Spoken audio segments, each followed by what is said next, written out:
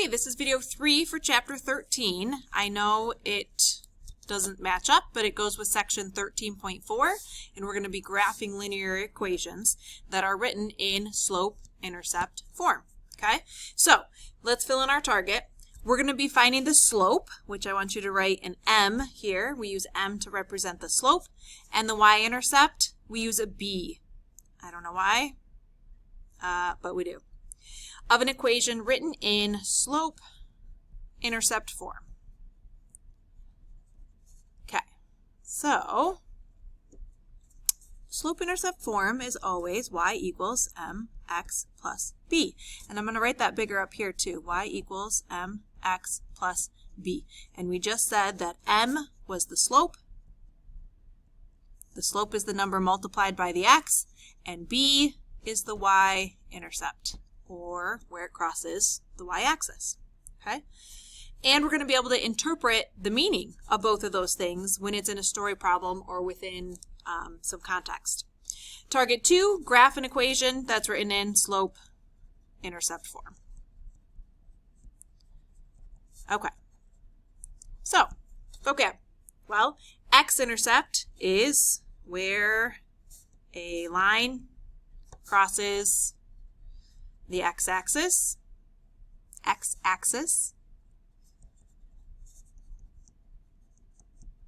and same thing for y-intercept. That's where the line crosses the y-axis. So I want to talk about each of those just a little bit more. Let's imagine, I've drawn a little graph here. Let's imagine I had my line, okay, something like that. Well, we can tell where it crosses the x-axis would be back here, so that's my x-intercept. And where it crosses the y-axis would be here. This point would be my y-intercept. Okay? But I want to look at the values here of our coordinates. Looking at this point, this is where the y value is 0. It's along the x-axis. So when I have xy, it's always going to look something like this. Wherever it crosses the x-axis, and then the y value is going to be a 0. And this point, the y-intercept, is always going to have an x value of 0, and then wherever it crosses the y-axis. Okay? So I want to add a note here. It's pretty important that the x-intercept is where the y value is 0.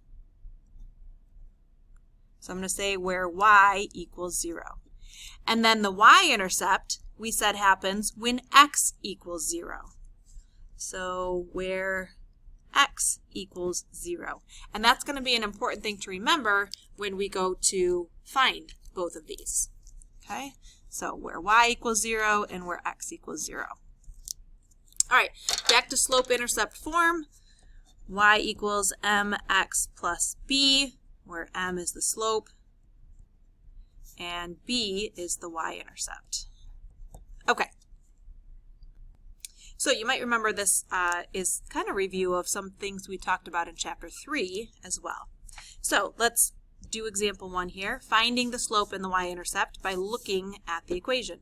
Well, we know whatever's written with the x, whatever's multiplied by the x, that is your slope. So for each of these, I have a slope of -4, a slope of 3, a slope of 3/4. It could be a whole number, it could be a fraction, it could be a decimal, it could be a positive or a negative. Okay? Then, if I look at the number by itself, -2, +7, -5, that's my y-intercept. -2, 7, -5. Again, could be positive, negative, fraction, decimal, doesn't matter. Okay? Well, what about this next row? Now, I don't have it written in slope-intercept form, right? I can't just look at it. It's not written correctly. It's not solved. These are all solved for y, which is good, right? Check, smiley face, good to go. These are not. You'll notice I have to do some work in order to get y by itself. Okay, so let's take a moment just to cancel things out, right? So where I saw -5 or -5, I have to do +5 on both sides. And now I get y equals 3/2 x plus 5. For this one, to cancel out -1, I'd have to do +1 on both sides. So I get y equals -2/3 x plus 1. Here I'd have to do minus 1/2. So I get y equals negative 6x minus 1/2. You have to make sure your equation's always solved for y by itself. Okay, so now I have y by itself. This cancels out, so y by itself. This cancels out, so y by itself. Now I'm ready to find the slope and the y-intercept. Okay, so here again, the number with the x is the slope, the number with the x is the slope, the number with the x is the slope. So I have a slope of 3/2, slope of negative 2/3, slope of negative 6. And then I'm going to use orange again for my y-intercepts. Okay, the number by itself, plus 5, plus 1, negative 1/2. Those are your y-intercepts. 5, 1, negative 1/2. Okay, so the key to those is making sure your equation's written with the y by itself, y equals mx plus b, and then the number with the x is the slope, and the number by itself is the y-intercept. I do want to point out that the order doesn't matter, right? Let's take this one for example. If I wrote the negative 1/2 and then minus 6x and I switch the order of these terms, doesn't matter. It's still the slope that's written with the x and still the y-intercept that's written by itself. So the order doesn't matter. What matters is what's attached to the x is the slope, what's by itself is the y-intercept. Okay, let's go on to example 2, graphing linear equations when you see the equations written in slope-intercept form. All right, so step 1, look at the equation. I'm going to remind us here that it should be written as y equals mx plus b.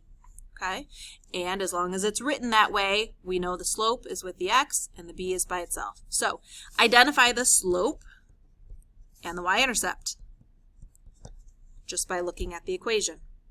Then you're going to plot the y-intercept on your graph. Okay, then use the slope as your directions to tell you how to get to the next point. Right? The slope is like your directions to find where the next point goes. And then connect the dots. And we also want to put arrows on each end of our line. Okay? All right, so here we go. I've got an equation. I double check that it's written in slope-intercept form, which it is. So I'm ready to find the slope of 3 and a y-intercept of negative 4. Great. That's step 1. Step 2, plot the y-intercept on the graph. Okay, it crosses at negative 4. Negative 4. Great, right there. And then a slope of 3, remember slope is rise over run, or up and over. So this a slope of 3 tells me to go up 3, 1, 2, 3, over 1. 1, 2, 3, over 1. Up 3, over 1. Okay, and we always go from left to right, just like we were reading a sentence or reading a word from left to right. So up 3, 1 right. Up 3, over 1 to the right. Okay, and then all I have to do is connect those. Should make a nice line here for us. And put arrows on each end, because it technically keeps going in both directions. All right, number 2 here. Oh, sorry, there's another step. Identify the x-intercept. Oh, okay. So I want to know, where does it cross? Right here. Where does it cross the x-axis? Well, there's a couple ways to do this. If it's obvious after you graph it, you can simply read off the graph. Mine's not quite obvious, right? It's in between these 2 points. So if you can't tell just by looking, I want you to go back up here. We said the x-intercept is where y is equal to 0. So if they ever ask you to find the x-intercept, I'm going to write my equation down again, 3x minus 4. I'm going to plug in a 0 for y. Okay, and then I'm going to solve for the x. So plus 4 on both sides. I'm just trying to get x by itself. So now I have 4 equals 3x. Divide by 3. And I get a y-intercept, sorry, x-intercept here of 4/3, or 1.33. Okay, so that's where it crosses. It's hard to tell, but it crosses at 1.33 repeating. Okay, let's do one more. Graph negative 2/3 x plus 2. All right, I know my y-intercept is at positive 2. My slope, right, tells me down 2, because it's negative, down 2 over 3. Down 2 over 3, down 2 over 3.